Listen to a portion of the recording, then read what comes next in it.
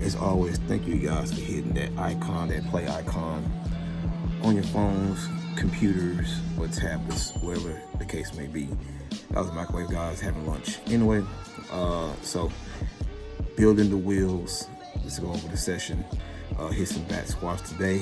I need to get back to front squatting here real soon, which I am, but for now I just felt like putting some weight on my back on this day.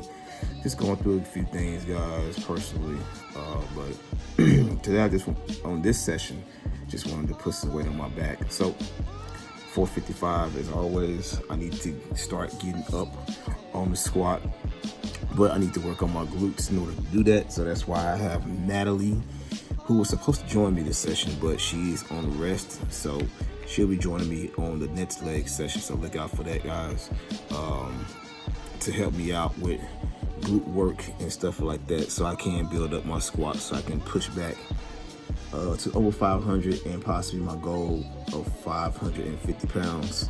So but I worked up to 365 today, working sets for a triple, did 3 sets of triples, and then I did my last set here, which is going to be 5 reps. This was pretty easy, man. I thought this might have been a challenge for me to hit 5 reps 365, but it was actually pretty easy. So I think I'm gonna start going up in my reps up here at 365. Even the 405 was a little bit easier than I thought it was. I think I'm gonna push for 5 reps for 405 and see what I can do with that, and hopefully I can accomplish that with no issues whatsoever. So anyways, but yeah, 365 for 5 was pretty easy. Moved on to the reverse hat squats. Of course, you know I gotta do my hat squats.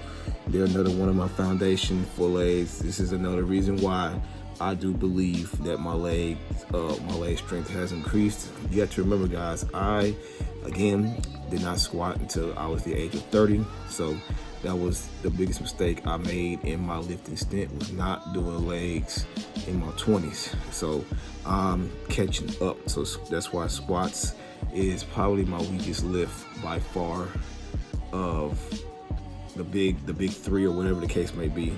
So I have to start, you know, I have to, when I do legs, it's heavy, it's 120, or we're not doing anything. Like, I have to push legs really hard to try to catch up.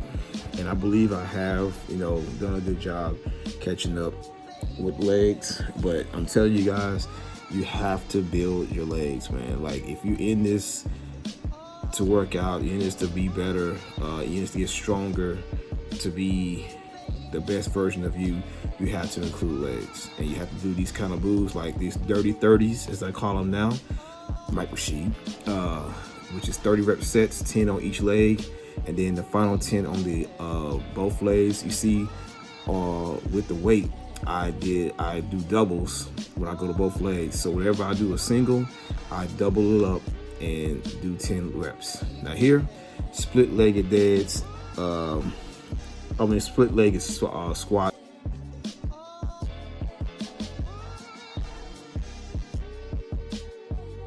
So, like I was saying, split-legged squats, hate these with a passion because they really test my balance, which is gone really, I need to work on balancing because my balancing has gotten horrible over the years. So gotta put those in. And then the last move I did was, of course, goblet squats. Another reason why I believe I have good form is goblet squats. If your form is not up to par, I suggest you put this in your rotation.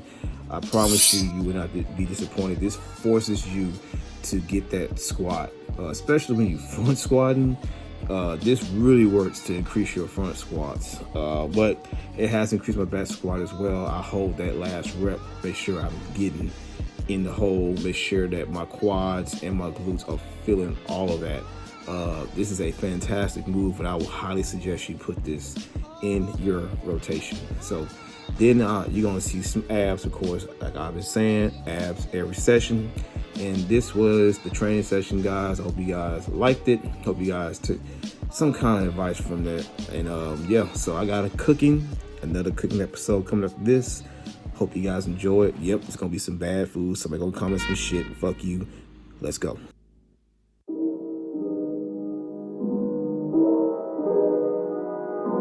Alright, family, so that cooking part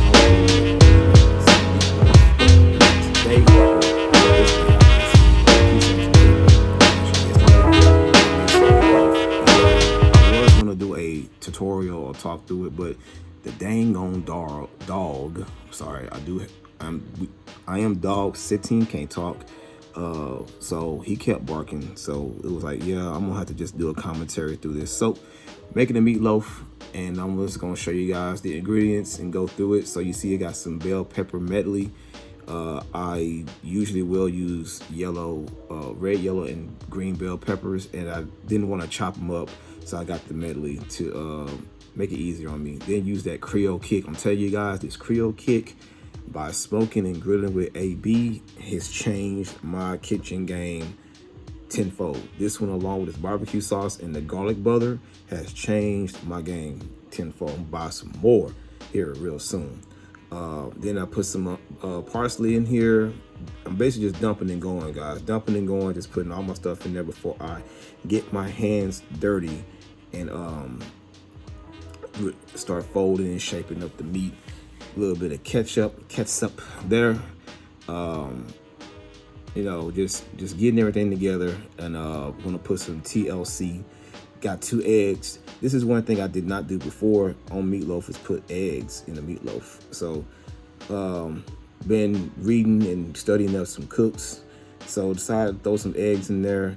And then of course you gotta have the breadcrumbs, Italian style breadcrumbs. You can do the garlic and herb, they both as good, but decide to use Italian style breadcrumbs. You can use crackers, crumble that shit up, and that'd be a good substitute. And now you gotta get your hands dirty, man. If you want, you gotta put some TLC. Make sure you wash your hands before you get your hands dirty.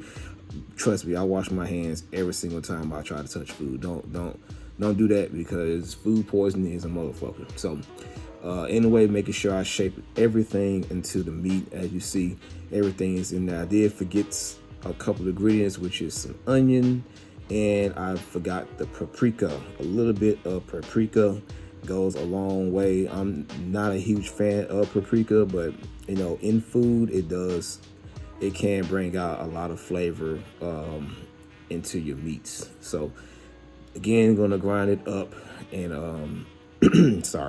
gonna grind it up and shape it up, and this is gonna be the finished. Finally, some milk, a little bit of milk. Did not do this before either. And the milk is essential now, I see, in really just getting that shape, really getting what I want, that breaded loaf form. It really just shapes it up. Got my meatloaf pan here. Gonna spray a little bit of oil so it won't stick to the bottom, especially with that foil underneath. Because if you don't do that, that foil will stick to that meat, and you will have foil on top of your meatloaf. You can taste some foil in your mouth, which is not good. So now shaping it up into my meatloaf. Gonna trim the sides so it'll be easier for me to get it out of the pot, because of the meatloaf pan, because that's gonna take it out. Go in the oven here, making sure my foil is, you know, not gonna touch the grill, the oven. It's gonna be in there for 45 minutes, guys. 45 minutes. Set the timer. I waited about 35 minutes to do this meatloaf sauce, so everything was almost done by then.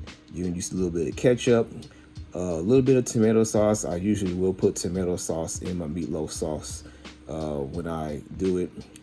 Got a little bit of garlic powder, and I'm gonna use some brown sugar, which is what another thing I did not use before was brown sugar to bring out the flavor of my meatloaf sauce. So whisk it all up.